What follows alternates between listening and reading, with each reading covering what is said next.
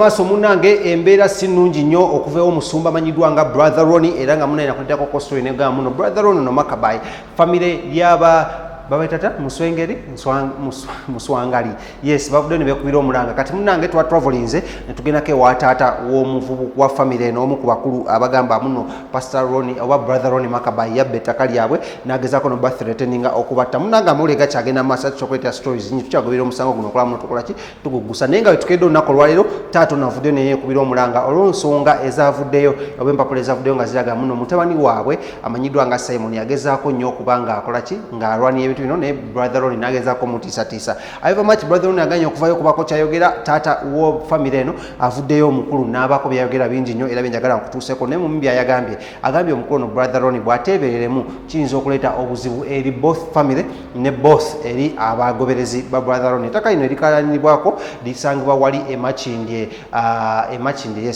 stage yonje ne bayita batalolesi ku ATM wali ATM watandikira ddala nga tanagenda ggula eri ewali Holy City era emakindye awo boogenze ku Salama Road nove wa Jalive stage eddakaawo w'omukulu amanyiddwa nga brother Ronnie Makabai so ensonga sikyagenda maaso njagala nkuyitireko ku mulanga gwa taata no taata navuddeyo n'akubira omulanga omukulu amanyiddwa nga General Muhoozi Lieutenant General Muhoozi n'akubira omukulu amanyiddwa nga General Yoweri Kaguta Museveni n'akubira omukulu omulanga amanyiddwa nga General Salim Sale bave bamuyambe kuba omukulu ono ye akozesa abantu ba mu State House okulaba muno bamulwana era n'agamba n'omukyala amanyiddwa nga Nakalema naye aveeyo anti-corruption committee oba unit aveeyo abeere nga alwanirira ettaka lyabwe because omukulu ne yeesenza ku ttaka nga bamupangisiza kyokka ate webituuse ye ayagala ditwalira ddala olw'okuba muno yateekako permanent buildings era aluddewo chairman namubaleetera n'ayogera naye oba tewamulaba naye ngenda mukomyawo small time then ate ne taata ono osobola okuba nga otegeera biki ebigenda ddala maaso mu bulamu bwa famire eno kutiisibwatiisibwa ki kwe bayitamu brother Ronnie yayogera ki akyasiisa okuba nga ayogera so kambi batuuseko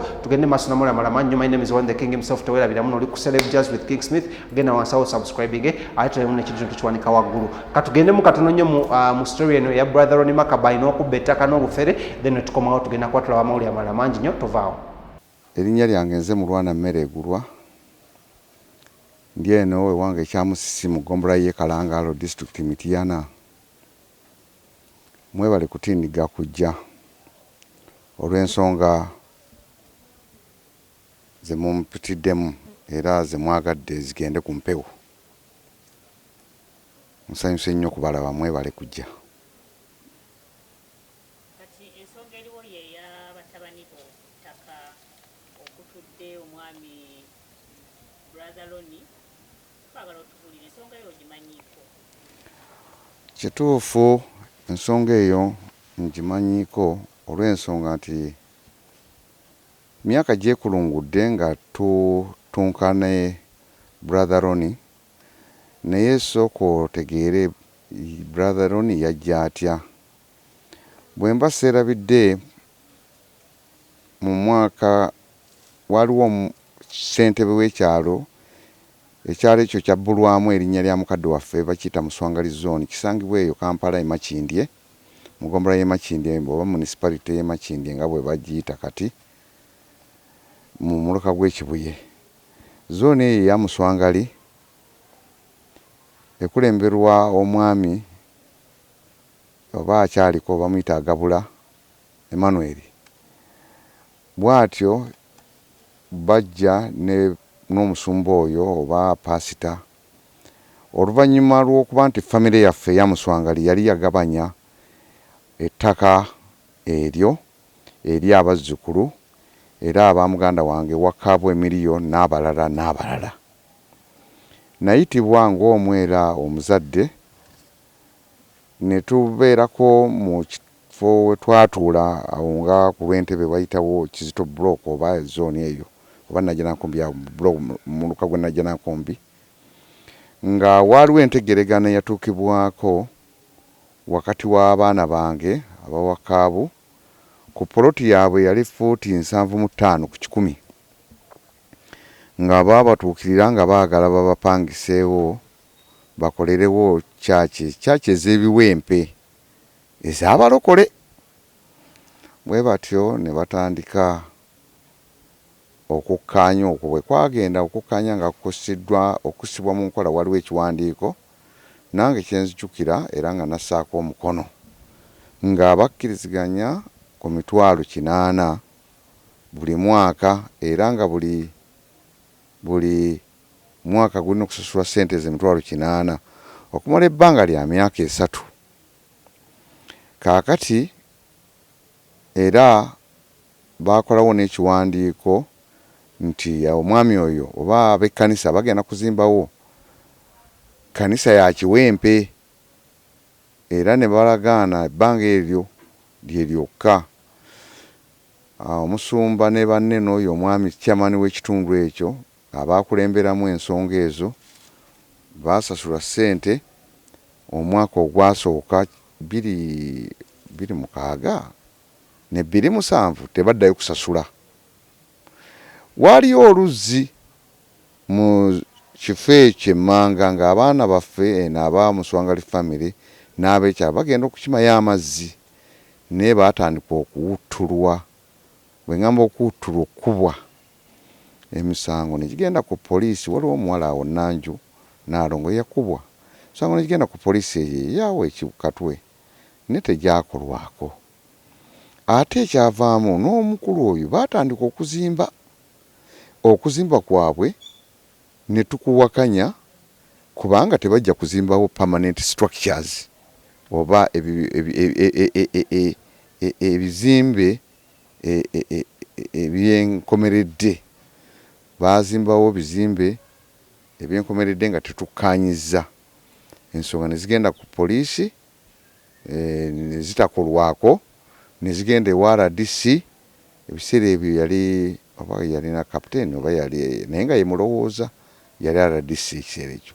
N'abayita abakanisa eyo gye bagita ETM, badde njerabidde bagita ETM, ne babayita wadde chairman wadde kuba yali mukulu nnyo mu kanisa omwo, wadde ye musumba oba baani tebajjayo.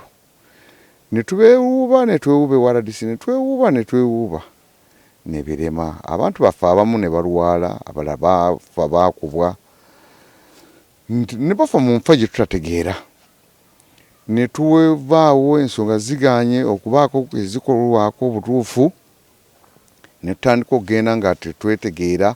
Omwami ayongera kuzimba, alina amaanyi mayitirivu nnyo, oba gamuvaawa tetuyinza kumanya, oba mu gavumenti alina amaanyi mayitirivu n'azimba n'agenda mu maaso, era waliyo ne zikalina. Kaakati twagenda mu maaso ne tutwala omusango mu kkooti Makindye, era omusango twewuuba ne bateekawo ekkooti kyeyita bakiyita kutabaganya, era tebajja. Balooya bajjanga naye nga tebasalawo, era ye teyajja. Omusango paka twatuuka negwo ne gukola ki, ne gugweramu awo amaanyi ne gufa. Otusala lwe gweyongerayo, omwami oyo ng'agenda mu maaso n'okutabaganya. Ekyaddako waliwo era abantu baffe ab'Omuswangali family tuyinza kubagaana kugenda waabwe. Omwana omuzukulu omu yagenda akyusa emmotoka, bwe yagenda okukyusizayo emmotoka bw'ati akomewo ne wa taata we, kye baakola bamuyungako omusango nti abatwalidde kubatega bbomu, babakutte babatutte eruzira. Twewuubye eruzira omusango ogugenze mu kkooti, era omukulu oyo ne church yonna MAKABAI LONNIE teyavaayo kuleeta bujulizi buluma nti bano ddala baali bagenze mu kuba bbomu, kubanga poliisi yajjayo emmotoka eyo nga teriiko n'egitwala nga temuli na bbomu, tewaliwo kintu kyonna kyalabwa. Omusango ne gukolwako, nabyo ne biggweerawo. Abantu abo basibiddwa, bakubiddwa. N'atandika okubonyaabonya famire eyo eyaffe eya Muswangali mu ngeri yonna eteweesa Mukama kitiibwa, ate nga twatumanyi nti azze ng'omuntu wa Katonda. Ekiwandiiko kino yakikola nga akiweerezaako chairman ng'agenda kuzimba temporary structures, era ekyavaamu omwami oyo ffe ng'aba famire twalaba okusooka nga tulowooza nti azze kuyigiriza njiri era balimu Katonda ate abaze ne chairman ate nga chairman yakulira mu nju yaffe ya Muswangali. Twasalawo ne tulaba ekitundu mu bukaka mu bw'ekitalo ne tubayita ne tubagamba nti kino ekitundu kyali fuuti 83 ku fuuti 24 ne tukimuguza oba ne kibaguza ye mwami agabula Emmanuel ne Pastor Ronnie era ekitundu ekyo kino wano kapapula kano bwemba nkubye gundi kati ye najja atwala ploti eno gye yasooka okujja A B C ne D zonna n'aziwamba buwambi n'akoleramu ebintu bye nga bw'ayagala azimbyemu ebizimbe sente teyasasula za bupangisa esente okuva 28 n'okutuusa kati tagambwako alabika alina banene kati naffe twakola ne tugamba bana Uganda yattu terina mateeka geefugibwako wadde twakola endagaano okuva eggwako nga 28 netandika okwekubira enduulu mu bannaffe ofiisi eza waggulu twagendako ewa Speaker wa Parliament eya Uganda munnaffe owekitiibwa Right Honorable Speaker alitwala Kadaga tukubayo mulanga ne tugamba naye otuyambibwe tuli banna Uganda ne tugenda ewa President yasawo owekitiibwa akakiiko akalwanyisa enguzi akakulibwa Konoleri Nakalema nayo ne tuwandiika ne mu bitongole ebirala byonna nga twekubira enduulu tulabe nga tufuna obwenkanya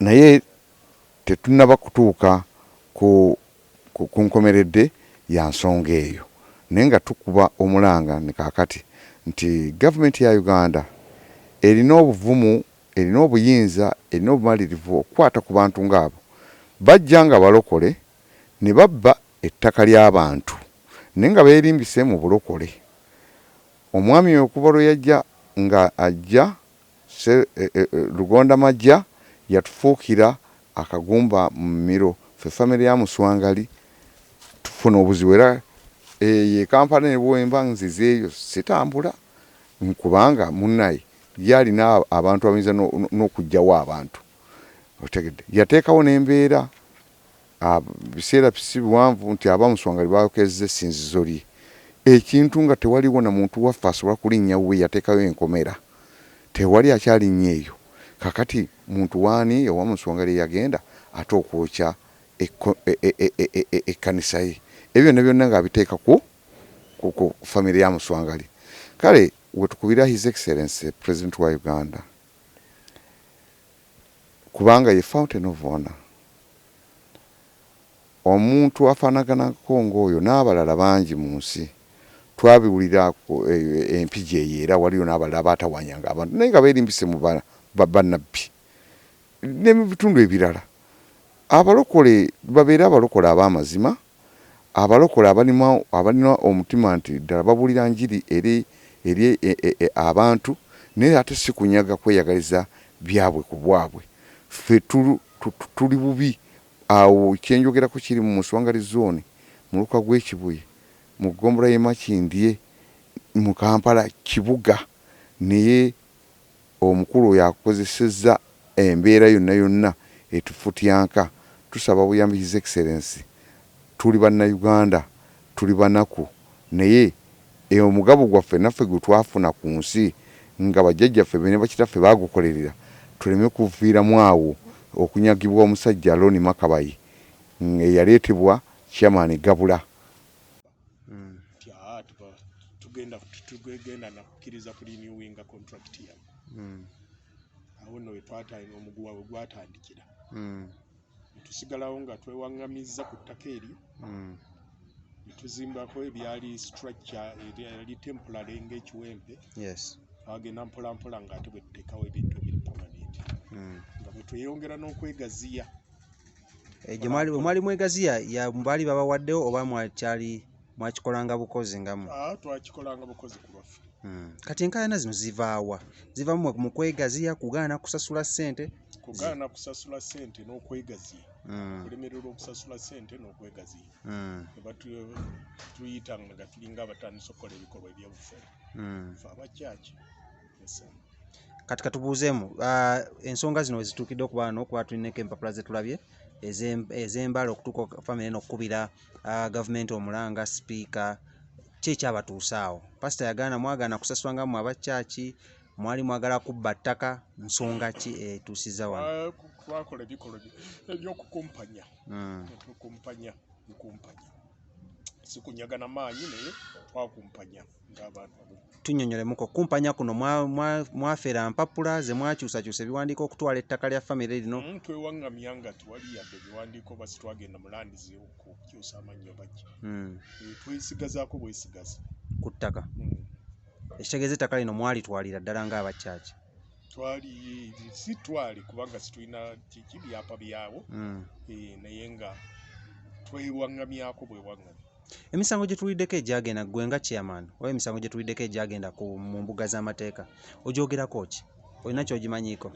Bannannyini ttaka famire ya Muswangali bwe bataamatira na nkola eyo bagenda kwekubirako enduulu eyo wa poliisi Katwe ne bagendako n'owa RDC oba assistant RCC wa Makingi nvo waavu. Oba chairman wabuvaako? Nkyabuliko. Abantu bakwesiga batya okulaba muno wali mu kumpanya ettaka ly'omutuuze ate n'oba ng'okyali kuba abekyalo bennyini bakitegerera ddala nti ddala olw'okuba nti siri mu kumpanya kubanga saali pattern paso oba okukolagana ne butereevu. Omukulu ono brother Ronnie wamutuuzaako n'oyogerako naye ku nsonga zino? Namugambanga nti leka abantu tubasasule ssente n'agaana. Mpaka kati? Bubaka ki bw'olina eri brother Ronnie ku ssaawa zino? Kutegeragana n'abantu ffenna tusigale mirembe babeere nga bakola ki ng'ebbaluwa bwe yali esooka ng'egamba temporary structure asabe yeegule ku muwendo oguliwo. Kye nali mugambye okusooka simanyi oba bannannyini ttaka bakyatukkiriza okwegula oba banyigira ddala ne baagala tujjeko. Ate eri famire? Anti famire ntegeera bulungi nnyo nti nze nawo obujulizi mbagamba nti bannange siri pattern paso mu kunyaga ne bakitegeerera ddala. So kyogamba pastor brother Ronnie yanyaga ettaka lya famire ya Muswangali? Linyage bunyazi. Tweyanze taata. Yes, twe tusaba weeyanjuleko kuba kulaba ku BTM TV. Abantu nulidde kaakati amannya gange nze Emmanuel Agabula ndi chairman wa Muswangali zone mu Makindittu Salama Road. Wa ssentebe mumazeeko ebbanga ggwanvu. Okumbuuza ku bikwata ku ebigenda maaso mu mawulire, entalo kubagana eri wakati w'omusumba amanyiddwa nga brother Ronnie ne famire. Famire eno eya Muswangali gimanyi bulungi era mbadde nabo okumala ebbanga. Mu 2004 natandika okumanya brother Ronnie MAKABAI yansanga wano netutandikira wano nnyini awaka wange nga netutandikawo obuweerereza obwa Evangelical Truth Ministries obwekiyitibwa short ETM. Netutandika twavaawo netugendako kumwebaza netupanyisaayo kasomero awo nga twagala era okukola fellowship ey'obulokole. Netuvaayo netujja netudda netukomawo ku kyalo kuno netugenda netutuukirira Brilliant Kicks. Waliwo akasomero ako twasookamu kalinaanyidde ddala ettaka lino eririko enkaayana. Oluvannyuma ng'omukyala agambye amaze okutwekengeramu yatugamba tunoonye tumuviire naye netutuukirira aba famire ya Muswangali. Kati ku famire ya Muswangali netutegeragana nabo. Twategeragana nabo okutupangisa ogwo gwali 2006 ne batugamba nti tetukola endagaano. Oba pangisa kizimbe, ttaka, nnyumba. Kupangisa space. Tuteekewo ekiwempe. Era nga amateeka bwe gagamba, Brother Ronnie ye nga pastor MAKABAI yawandiika ebbaluwa ng'ayagala tukole temporary structure. Ebbaluwa nagifuna ne nzikiriza, naye olw'okuba nti nali ate nga nze chairman ate nga ndi ereda mu kyaki ye ninzikiriza. Ebbaluwa ye gye yatuwa yali yagikola eyo mwezi gwa Kutaano mwaka 2016 netupangisa 26 27 ne 28. Olwo nga mpangisiza ssente meka? Mitwalo 88 buli mwaka. Naye twasasulako omwaka gumu.